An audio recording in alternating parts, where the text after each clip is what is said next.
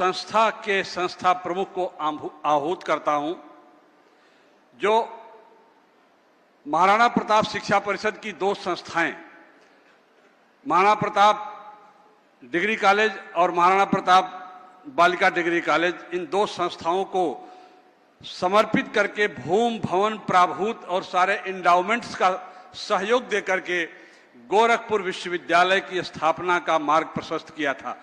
आज उसी गोरखपुर विश्वविद्यालय की माननीय कुलपति प्रोफेसर पूनम टंडन जी हमारे बीच विराजमान हैं। मैं सादर आमंत्रित करता हूं अपने दीनदयाल उपाध्याय गोरखपुर विश्वविद्यालय गोरखपुर की आदरणीय कुलपति प्रोफेसर पूनम टंडन जी को पूज्य संत द्वय के प्रति अपनी विनम्र श्रद्धांजलि अर्पित करने के लिए। प्रोफेसर पूनम जी।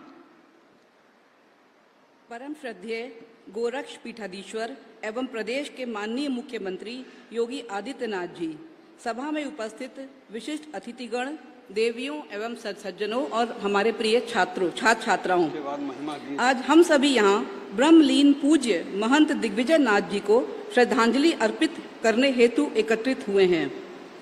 वे एक ऐसे महान व्यक्तित्व थे जिनका पूरा जीवन धर्म और आध्यात्मिक मार्गदर्शन के साथ साथ राष्ट्र निर्माण, सामाजिक एवं शैक्षणिक प्रगति के प्रति समर्पित रहा। उनका व्यक्तित्व और कृतित्व अत्यंत असाधारण और करिश्मामयी था। स्वाधीनता आंदोलन के दौरान 1922 के असहयोग आंदोलन में वे सक्रिय योगदान करता थे। वे इस अंचल से लेकर पूरे देश में राष्ट्र केंद्रित राजनीति के अग्रणी योद्धा थे। वे श्री गोरक्ष पीठ के एक ऐसे महंत थे जिन्होंने मंदिर की भव्यता और प्रतिष्ठा के लिए अपूर्व योगदान तो दिया ही, साथ ही इस अंचल में शिक्षा की एक ऐसी अलग जगाई जिसे आज हम महाराणा प्रताप शिक्षा परिषद जैसे विशाल वट वृक्ष के रूप में देख सकते हैं। आज जब हम गोरखपुर विश्वविद्यालय की स्थापना का 75वां वर्षगांठ मनाने जा रहे हैं, तब हम सबके मन में उनके विशिष्ट योगदान के लिए गहरी कृतज्ञता है और बहुत ही आदर का भाव और समर्पण का भाव उमड़ता है। जब विश्वविद्यालय की स्थापना के लिए 50 लाख रुपए के एसेट की अनिवार्यता बताई गई और इस रास्ते में कठिनाइयां आने लगी, तो महंत दिग्विजय नाथ जी ने अपने 2 महाविद्यालय इस कार्य के लिए निमित्त गोरखपुर विश्वविद्यालय के लिए नाम कर दिए। इनमें महाराणा प्रताप महिला महाविद्यालय भी शामिल था, जो संभवतः महिलाओं के लिए समर्पित उच्च शिक्षा का पहला डिग्री कॉलेज था।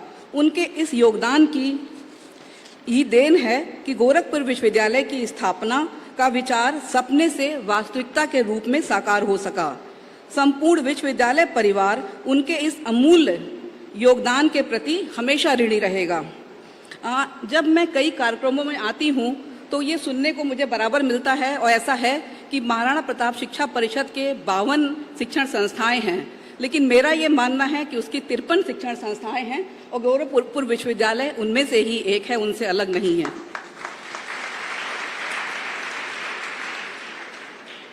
महान दिग्विजय नाथ जी की भूमिका केवल धार्मिक कार्यों तक ही सीमित नहीं रही। वे हमेशा समाज के हर क्षेत्र में सकारात्मक बदलाव लाने के लिए अग्रसर रहे।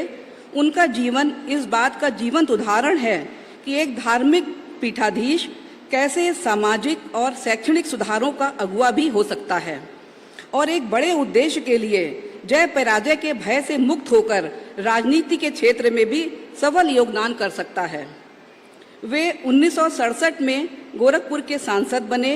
दुर्भाग्यवश 2 वर्ष बाद उनका महाप्रयाण हो गया, लेकिन इन 2 वर्षों में ही उन्होंने राजनीति में गहरा वैचारिक हस्तक्षेप किया।